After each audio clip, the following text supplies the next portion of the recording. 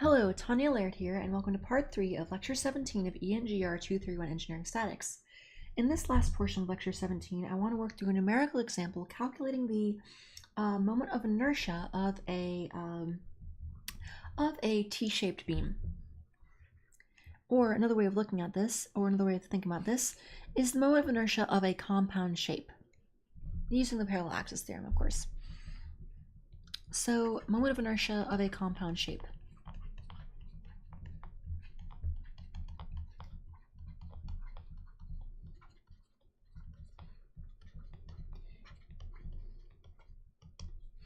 And actually, this isn't truly a T shape. It's more of a non-symmetric I shape is what I'm going to use.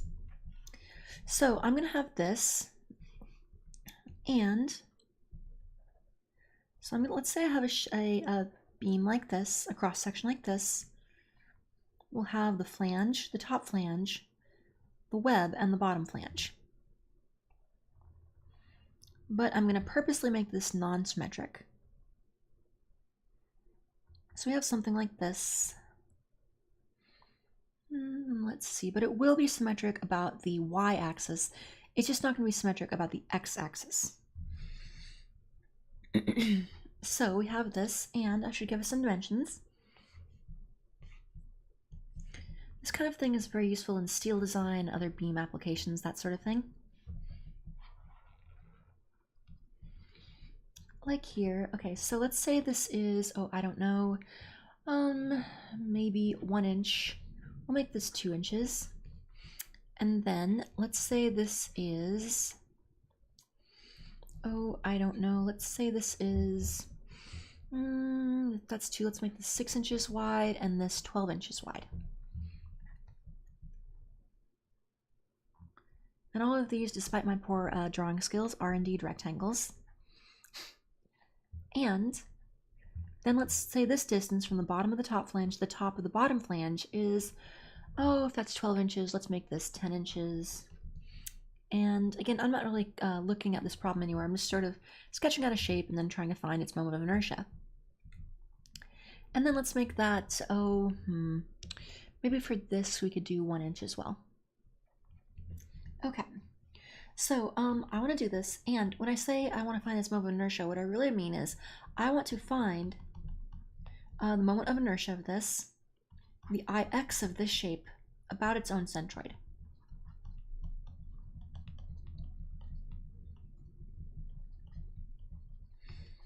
So you could call this a T-section, but really, well, I've sometimes seen beams like this called T-beams, but sometimes they're also just referred to as non-symmetric I-beams, just depending on what your particular nomenclature is. Find Ix of this shape, or I should say about its own centroid.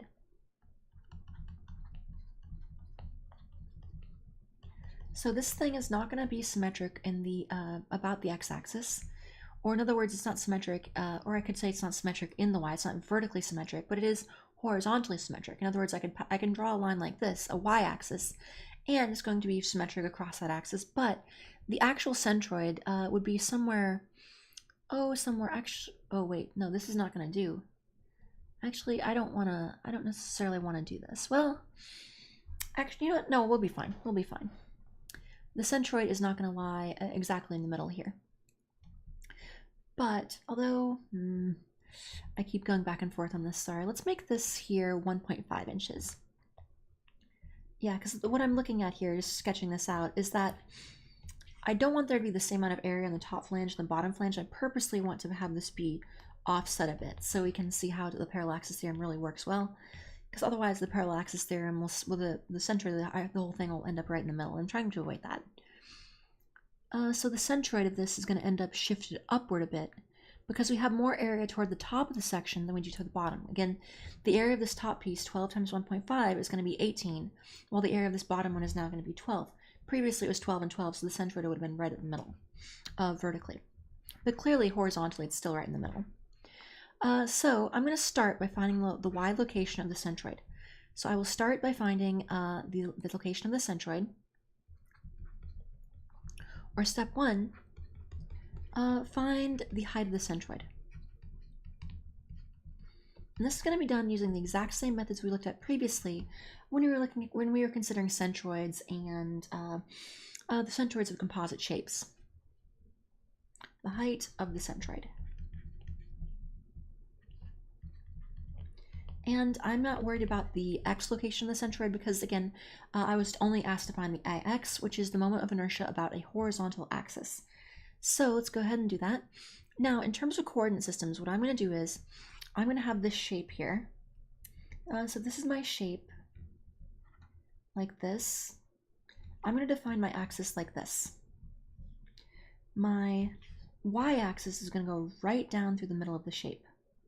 And my x-axis is going to be positioned right at the bottom of this. And not going through the bottom flange, but actually literally at the bottom of the bottom flange. So my x-axis is right here.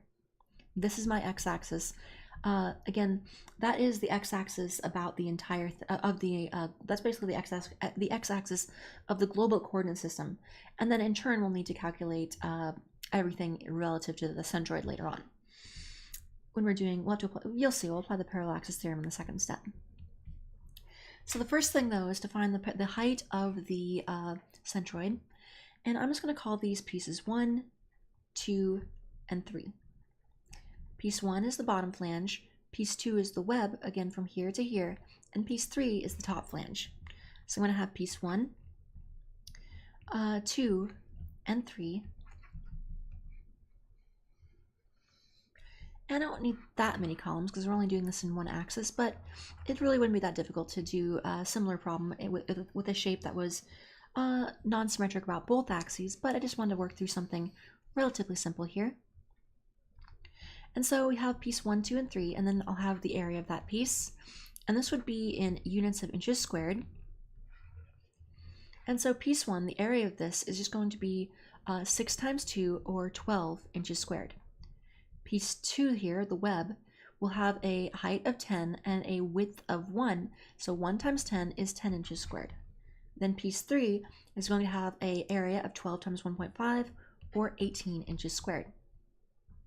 Then the y-bar of the piece, that particular piece, the height of that centroid, or the height of the centroid of that one piece, well, again, we are using the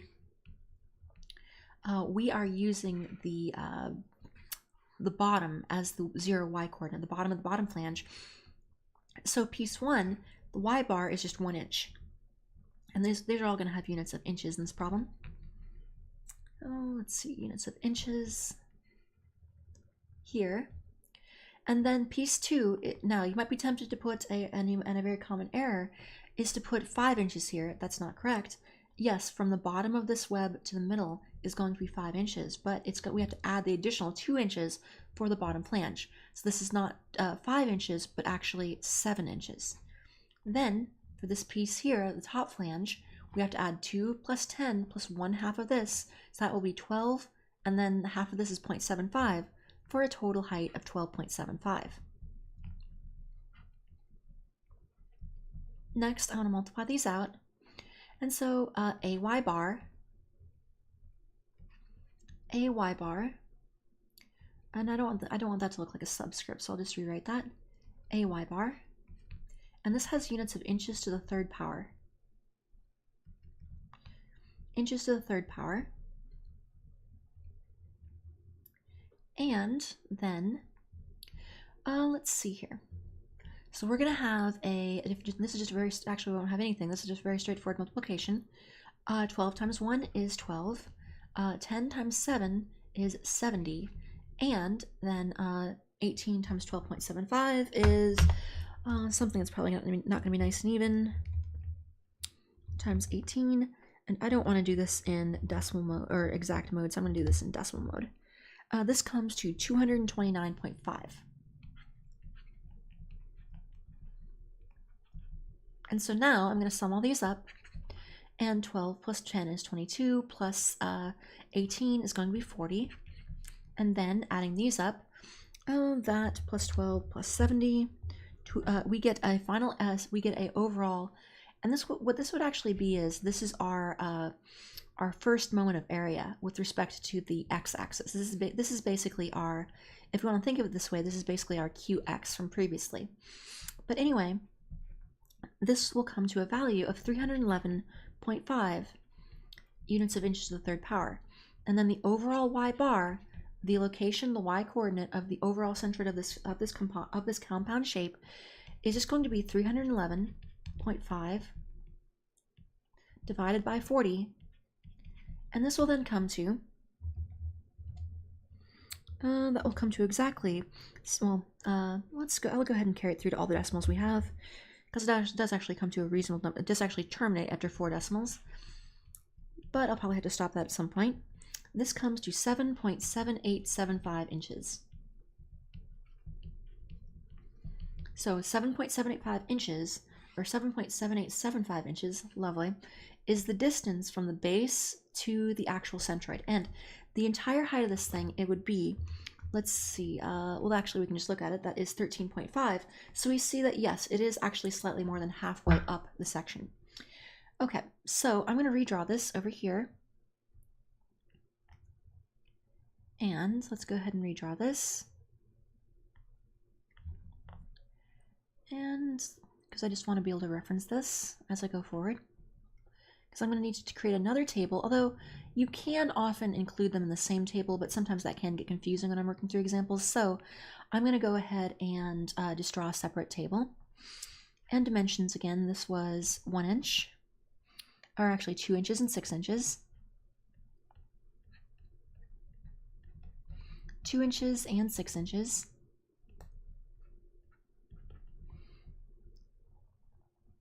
And 1.5 inches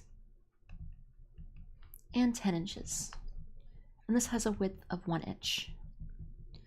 It's amazing how much our cross-section changed between, the appearance of our cross-section changed between just 2 slides. But, oh well, I guess that's just my poor art skills. And that top flange has a length, again, of 12 inches. 12 inches here.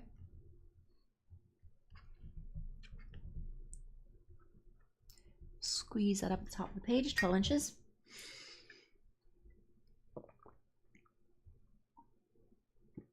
All right, so we have this, and we also know that our y bar, or the overall centroid of this thing, there, just a very poorly labeled centroid sign, is located at a distance. This is what we calculated previously, of 7.7875 or 7.79 inches.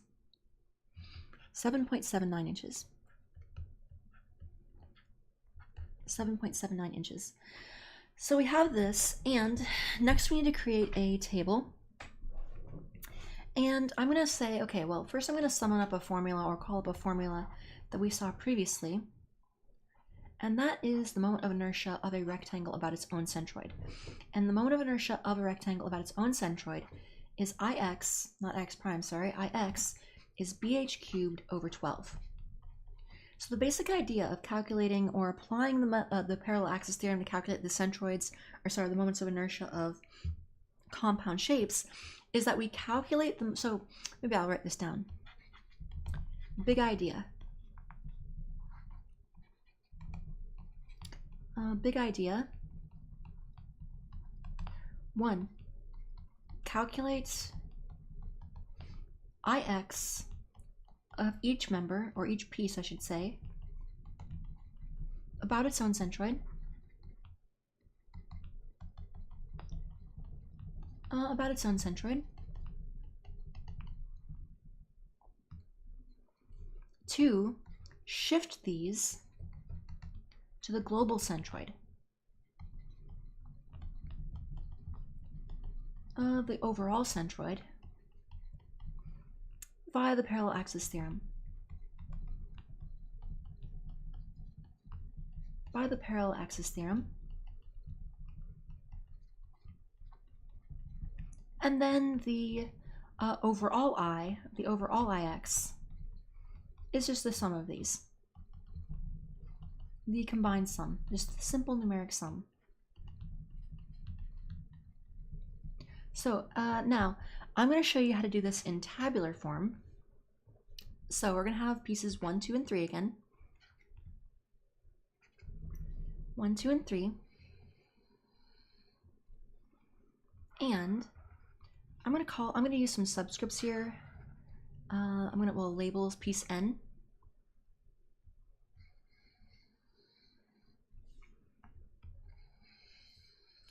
And then I would have, let's see. Well, I'll go ahead and list the area AN, the area of N. And that would be in units of inches squared. And I'm just gonna go and get those from the previous slide.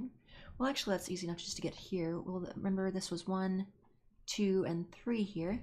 The first piece had an area of 12 inches squared. The second piece had an area of 10 inches squared. And the last one had an area of 18 inches squared. Then I want to list the y bar I.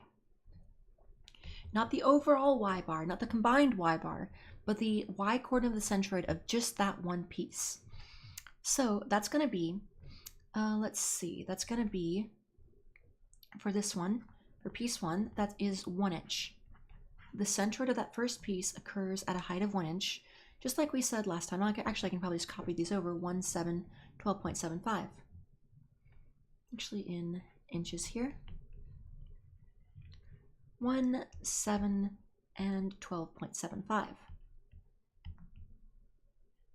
And 12.75 here.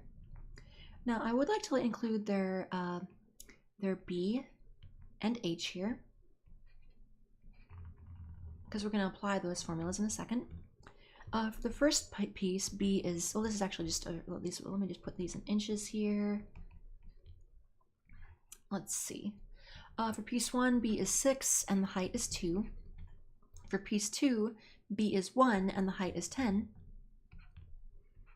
And piece 3, B is 12 and the height is 1.5. So I'm going to first calculate the IX, which is the centroid of each piece about its own centroid. And that's just the formula we developed previously, BH cubed divided by 12. BH cubed divided by 12. So 6 times 2 to the third power, 6 times 2 to the third power divided by 12. And that comes to exactly 4. And this has units of inches to the 4th power, like all moments of inertia. Well, all in units of inches. Basically all moments of inertia, or at least I should say all area moments of inertia, have units of length to the 4th power, or dimensions of length to the 4th power, if I want to go back to some of the material from the first lecture. Anyway, way back at the start of the semester. Seems like so long ago. Oh, seems like so long ago. Anyway, this is actually for those students not in my current class, this is all of these lectures were recorded over a single rapid basically 5-week semester in the summer of 2018. So yeah, this is all these are put together in a quite busy fashion. But anyway, so BH cubed here over 12 is going to be 1 times 10 to the third over 12, or basically 1,000 divided by 12. So 10 to the third divided by 12, and that comes to 83.33. Well, 83.33 repeating, but I can just say 83.33. And then this one here, BH cubed over 12, this is going to be, the 12 will cancel out. The 12 and over 12 will cancel out if I can manage to not trip over my own tongue. It's going to be 1.5 to the third power, and that will come to 3.375. 3.375 inches to the 4th power. Then, so these are basically so backing up, these are basically the centroids, each of these pieces about its own centroid. So if you were to cast a x-axis, again, if you were to draw an x-axis right through the bottom of piece 1 and then calculate the moment of inertia by integration of just that piece, you would get 4. Same thing with this one and same thing with that one. Then we have AD squared. A little thunder in the background. Cool. A little bit of natural fireworks in the show this evening. Happens to be a thunderstorm going on in the background while I'm recording right now. So what I'm going to do here is, what this AD squared term is, this is basically that final, not here, where is that? Where are you hiding? Well, if I go back to the parallel axis theorem, it's this AD squared term here. Now, essentially what I'm doing is, another way of thinking about this is to say that if the shifted moment of inertia of one piece is equal to Ix, plus AD squared. One thing I can say is that actually I'm not going to be able to calculate that just yet. I need to calculate the D first. Maybe an extra. In fact, I might squeeze this over here a bit. If Ix prime for one piece, the shifted moment of inertia, is equal to Ix, the original moment of inertia about that piece is about a centroidal axis, plus an AD squared. Well, the overall for a series of shapes, I can write, if I have a summation of these things, the summation of Ix primes is equal, well, we know that addition is, the order of addition doesn't matter. That is, it's commutative. And so I can split things up. When I'm just doing basic summation, I can always split things up. So I can say this is equal to this individual summation of Ix's plus the summation of the AD squared terms. And this is effectively what I'm implementing in this tabular form calculation. And this is nice because this is very easy to implement. If you think about this, any tabular method like this is very useful for calculating, especially in like spreadsheets and things like that. If you have to calculate moments of inertia of a bunch of beams or that kind of thing, how you might do that, or how you would do that very easily, or could do that very easily, is just throw together a spreadsheet in Google Spreadsheets or Excel or whatever, and you could actually calculate shifted combined moments of inertia very easily. Okay, well, once you get the hang of doing it by hand anyway. So what I need to get next is the D, and that is the distance. As a reminder, D is the distance between where we are, basically Ix again, is the moment of inertia of a piece about its own centroid, and the D is the distance that we are shifting it. And we're trying to calculate the moment of inertia of this thing about the combined centroid. So I know what I have right now with these I's, this one, the 4 inches squared, is the moment of inertia of piece 1 about this axis here, the axis passing through its own centroid. And what I need to do is I need to shift this thing up 7.79 inches. Well, not really up 7.79 inches. It's up to the point where it would be 7.79 inches from the bottom. So the height that we are shifting it to, the y bar, is the same 7.79 for all of these things. 7.79 and 7.79. We are shifting this. We are shifting all of them to a height of 7.79. So currently, piece 1 has a y bar. This Ix is calculated about an axis 1 inch from the bottom, and we are shifting it to an axis 7.79 inches from the bottom. And so from this, I can calculate a D, which is just the difference between the height of the final axis versus the initial axis. And that would just be 6.79 instead of 7.79. And here, we're shifting this middle piece. Piece 2 here, its moment of inertia was calculated about an axis 7 inches from the bottom, and we are shifting it up to an axis that is 7.79 inches from the bottom. And so our D here is very small, 0.79 inches from the bottom, or not from the bottom, just again, this is just the distance between the centroid of each piece and the centroid that we are transferring the moment of inertia to. And then here, this minus this, well, we could think of this as a negative, but actually, you know what, why not? I'll just go ahead and subtract it. It's not going to matter because we're going to square the D's anyway, but I can go ahead and be consistent and say it's the final minus the initial. So this would come to actually a negative number, but because we are going to square this anyway, it's not going to matter. 4.92, and all of this is, and this is in inches, and this is in inches. And then I will have an AD squared. I'll have an AD squared for each of these, which is going to be nothing more than the A. Actually, you know what? I should be consistent. I should put a little n here if I'm going to have that, an n there, and I guess I could have an n there and that as well, but that's okay. What I really just wanted to make clear is that these, the y bar is not the same as this y bar here. Then the AD squared is just going to be 12 times 6.79 squared on this one, times the, let's get that,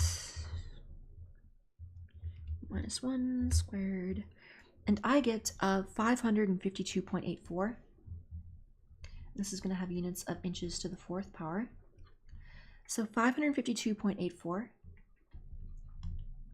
0.84 inches to the 4th power. AD squared on this, 10 times 0.79 squared. That will come to 6.24 inches to the 4th power. And this one here, 18 times negative 4.92 squared. And the negative, of course, as we mentioned, just cancels out. And I'm left with, well, just got to square that properly. I get 436.51. 436.51 51 inches to the 4th power. Now I'm going to sum these columns up just like I talked about over here. So 4 plus 83.33 plus 3.375, and that comes to 336.7. 336.7. And then these 552. Let's see, the 6.24, the 552, and the 436. If I sum these up, these will come to, these produce a sum of 995.6. And then the final overall I could think of it, this as an Ix prime total. This would be 336.7 plus 995.6, and this would come to a final value of, let's see, 8.33 and 3.375, yep, we're good. And that will come to 1,332.3 inches to the 4th power. And that is actually the combined moment of inertia of this entire thing. And that is that problem. So I would like to give a few comments on this. First of all, notice our formula here. About the Ix, bending moment capacity fundamentally comes from having area far away from the axis of rotation. And so when we're calculating moment of inertia about the shape's own centroids, or for the moment of inertia of each piece in its own basic local coordinate system, the web here, the vertical element, the web, has far more moment of inertia than the other two pieces. This has 4, this has 3, and this has 83. So this has a lot more here. But the actual overall contribution to the moment of inertia, almost all of this comes from the shifted AD squared terms on the top flange and the bottom flange. Look at this. The vast majority of our moment of inertia is coming from this box here and this box here. And that comes not from the actual shape of the flanges themselves, but how far they are from the overall centroid of the combined shape. So hopefully here you can actually see, just plain in the numbers, where the moment capacity comes from. Again, or where the moment of inertia comes from.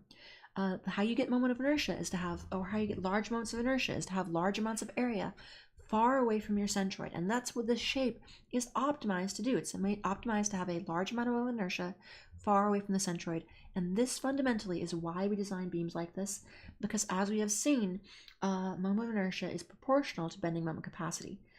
All right, so I think that'll do it for lecture, for last part of lecture 17. And for the students this semester, my students in the summer 2018, if I can manage to talk properly, my students in the summer 2018 semester, this is the last video of the semester, and we're at the last video of the last lecture of the whole long semester, and so it has been quite a journey. So thank you all for joining me for this lecture and for this video, for this lecture, and for all the ones we've been through this semester. It has been a pleasure responding to some of your emails and hearing your comments and answering your questions along the way. Again, as you're preparing for your final and such, and final projects and such, please let me know if you have any questions.